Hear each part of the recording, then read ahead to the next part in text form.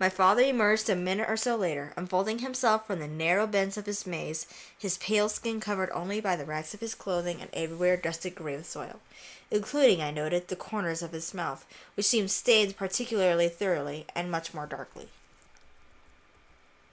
He ate poop. Your uncle, Father rumbled. Not quite a question. Asking a question. Oh, not quite asking a question. Shut up. He then added, my brother. I nodded. I nodded. Show him in, he ordered. Da-da-da-da. The squat stranger, my uncle, who I remember smelled of sour milk, seemed elated at his prospects. I led him down the basement stairs, his agitation growing Fat baby. exponentially until he saw my father standing at his full height. It must have been at least 8 or 9 feet then, I think. No. At the entrance of his renovations. I knew to take my leave, and as I ascended the stairs, I heard the visitor remark that my father seemed to have...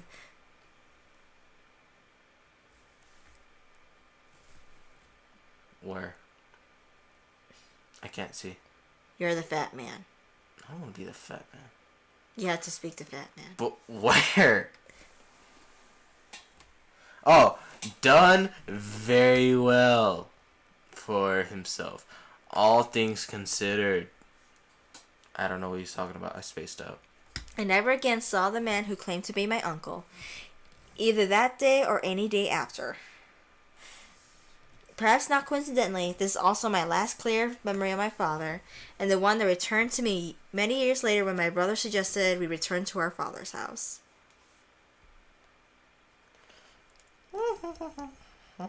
It seems my brother wanted to put his mind at ease by checking up on our father, who had been left alone now for slightly longer than we had lived with him. On the one hand, I appreciated my brother's sentiment, even if I felt it was misplaced. On the other hand, I knew I could not stop him. His feelings toward father had always been more lenient. The only question was, would I go along with him, or let him make the visit on his own? Make it on his own. He's a little whore. He can do it. I was so sorely mistaken. Yes! Finally got interesting. After learning I wouldn't accompany him, and despite my urging him to give up on the plan, my brother went away anyway, alone. After several days of him not responding to my calls, I had no choice but to follow. Damn it. Thought he died. That's long. The town was considerably less industrial than it had been, though the taste of industry still laced out water and air. The old neighborhood, not the most affluent even in former times, had fallen into further disrepair. The houses up and down the block stood weathered and, it seemed, empty. The sidewalks buckled around thick protrusions of sickly weeds, which reached out into the potholed street, protruding. Why are they using that word again? Fingers. The overgrown lawns. The only sign of habitation was a single car, my brother's car, parked outside our old home. The doors were locked, the windows rolled up. A hand pressed to the hood told me it was not warm, but apart from that, I had no way of guessing how long the vehicle had been there unattended. Ahead, the house awaited. Waited, not awaited. Whatever. It seemed not much different from the rest of the building, scraped down to gray bones by the elements. The windows were gone, without even slivers of glass remaining, and the porch had bowed and now held a stagnant pool of rainwater. Ew. The front door stood open at an angle, its lowermost hinge having rusted and snapped in two.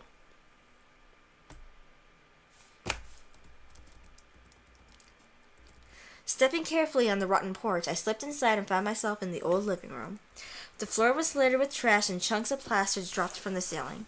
The television was gone, though a lighter patch in the shredded wallpaper marked its former location. The couch had collapsed and now seemed covered with mounds of some old sort of gray mold or fungus. Ahead was the central hallway of the house, and I could see that the door to the basement had been wholly removed. What has he been living on? I called out my brother's name and then stood for a moment, looking down into unremitting darkness. Of course, the power was out. It was probably disconnected long ago, but a flashlight lay on the floor just outside the basement entrance. My brother's? The flashlight seemed quite new. I flicked it on and pointed it down into the basement, but it penetrated far enough only to reveal the foot of the stairs. I called my brother's name again and waited. There was still no response. Assuming the basement was anything like as I had last seen it, my brother could have easily gotten hurt if he went down without his flashlight. He might have been lying down there just beyond the stairs, unconscious. I had to make sure. Flashlight ready, I went into the basement. Woo! Finally. Ooh. Something like this. Oh. I knew my father had done quite a bit of work in the decades since we left.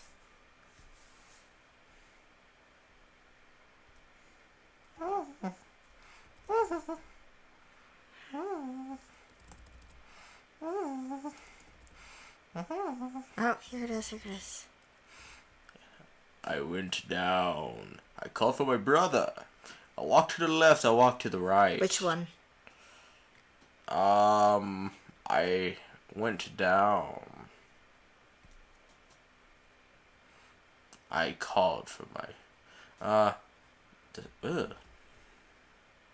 the smell of old earth filled my nostrils. Which one? I just said it. This one? Yes.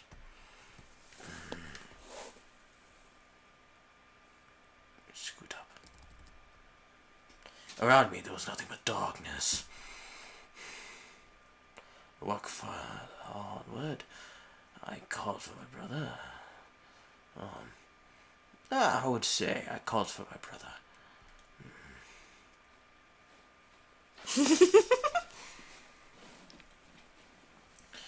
In the distance, the sound of shoveling did not break its rhythm, as if the digger did not know or care I was there. I followed the sound of digging. I worked farther into the dark. Walk further.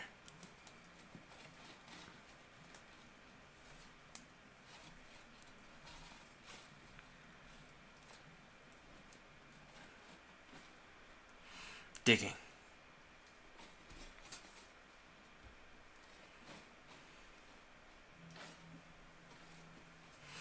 Where was my brother?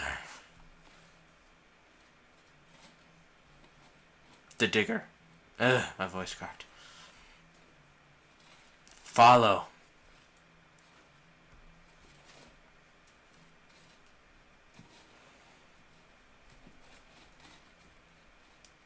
Down. Branch right.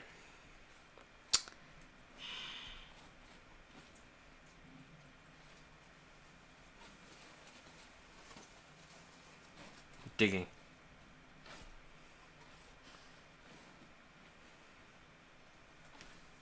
Digging.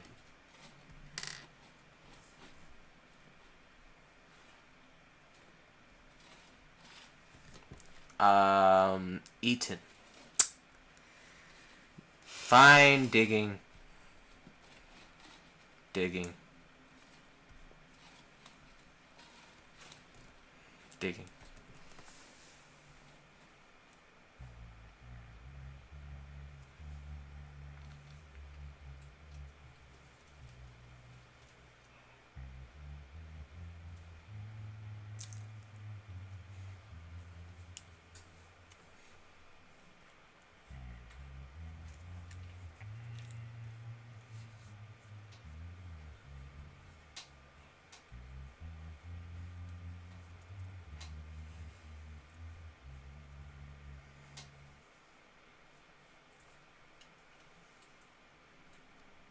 Well, what just happened? 'Tis nothing happened. What madness is this? Oh, hello. I did not find. Shut up! Did not find my brother. Anyway. I do not know what to tell our mother. I do not know where to go from here, what to do. It is true I gave up my search, but once I saw what lived there, had been living there for all these years, or more precisely what had grown there, I ran from the basement. Again, I didn't show the picture. What picture? Somehow, by my own luck or by some other's design, I made it out of that darkness, though my brother has not. There's still a chance, I think, that he may still be alive. My guilt is heavy, do not doubt that. But it is outweighed by the fear experienced when I came face to face with that terrible result of Father's attempted renovations of a rotted world. I once told my brother there's no such place as hell. Oh. I still believe that to be true. But wherever my little brother is now...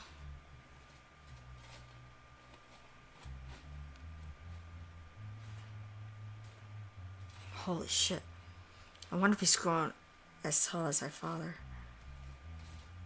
My father's long, long legs.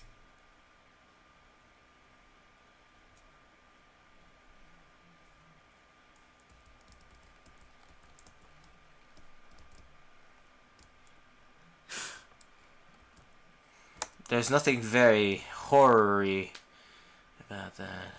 You saw that long ass leg? I know. I see that, but... And the toes? The claws? So basically, he believed in that, and so he turned into a giant. Pretty much. Oh, that's it. And no matter what choices you pick... It's still the same thing. Yep. That's good. Now it just looks weird. God. I need to fix this. Damn it. Damn you. Damn you. For being so big. What I was too busy myself. I'm usually good at hands.